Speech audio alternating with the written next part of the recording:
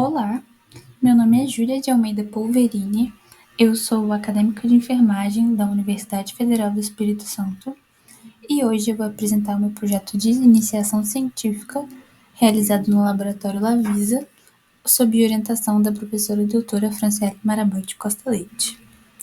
O título é A Análise da Violência de Repetição contra Pessoas com Deficiência ocorrida no Espírito Santo. Eu vou iniciar destrinchando o que seria essa violência de repetição ou violência recorrente, que nada mais é que a violência no qual a gente busca encontrar um padrão que se repete entre vítima e violador, enquanto essa vítima é pessoa com deficiência, e outras características dessa violência também, como local, pessoas envolvidas, tudo que influencia para que essa violência continue se repetindo. É importante apontar que, segundo a Organização Mundial da Saúde, esse grupo representa aproximadamente 15% da população mundial. E, segundo a literatura, também é o grupo mais vulnerável a sofrer violência quando comparado às pessoas que não possuem nenhum tipo de deficiência. O nosso objetivo foi verificar a frequência e os fatores associados à violência de repetição contra pessoas com deficiência, em busca de analisar esses fatores que muitas vezes não são percebidos pela sociedade. Muitas vezes a falta de direito sofrida por essas pessoas com deficiência é muito referenciada, muito voltada, muito interpretada também, voltado para aquilo que é visto, para aquilo que é expresso visualmente, como a violência física, por exemplo.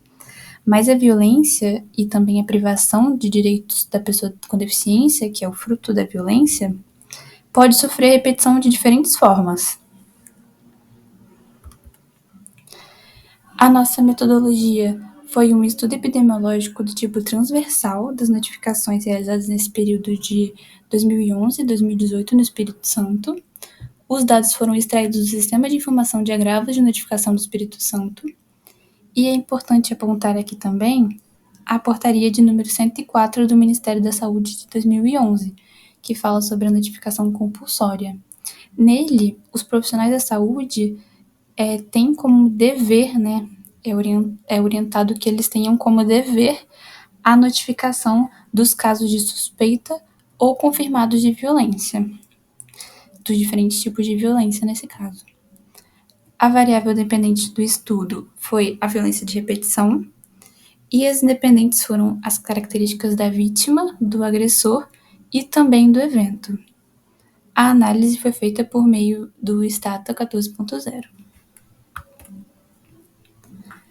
Nos resultados, foi observado que o sexo feminino tem 17% mais frequência desse evento da violência de repetição do que o sexo masculino.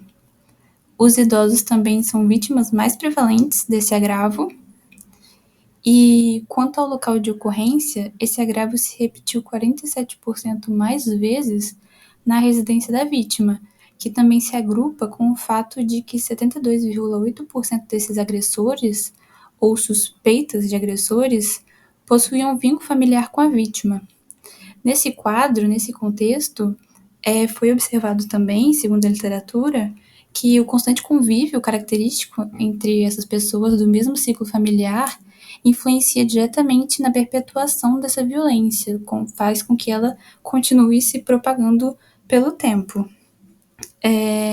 Na maior parte do tempo, quando o agressor é da família e quando essa violência se repete em casa, outros membros da família têm ciência e se omitem dessa denúncia, se omitem dessa atitude contra esse ciclo de violência ou até são coniventes com esse quadro, com o que faz que essa pessoa com deficiência esteja em extrema vulnerabilidade. Outro fator sobre o nosso estudo é que 7 de 10 casos de violência contra a pessoa com deficiência apresentavam evento de repetição, ou seja, 70% dos casos notificados sofreram reincidência, sofreram repetição. Na nossa conclusão, é importante trazer a atuação do enfermeiro, né? O papel do enfermeiro nesse contexto. O profissional enfermeiro exerce importante papel na atuação contra a violência.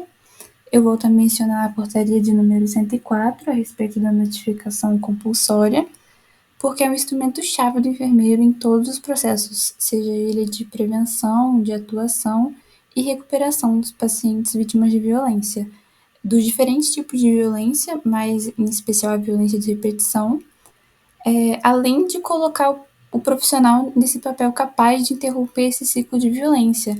A partir da identificação e das medidas tomadas, essa pessoa em vulnerabilidade pode ser colocada inserida, né, nessa rede de proteção, fazendo com que a vulnerabilidade da violência diminua para essa pessoa.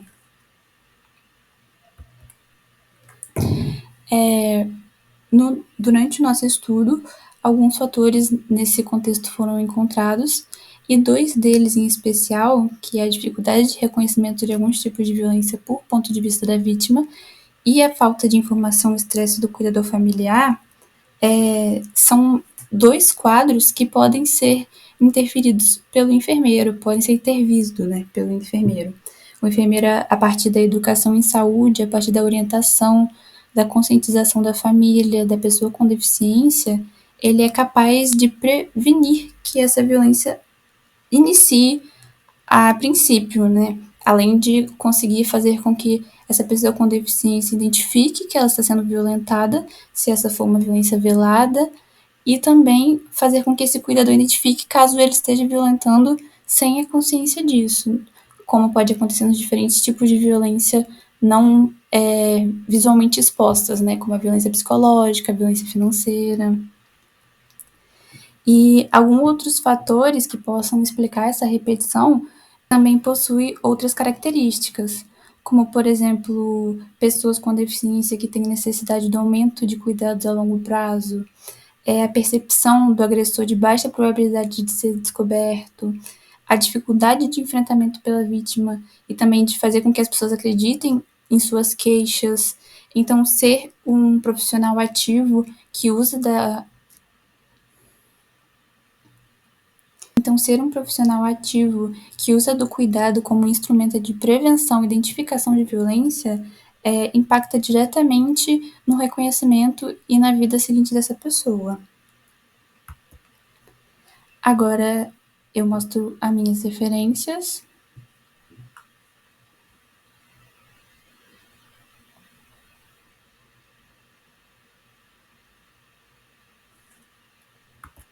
E agora eu agradeço.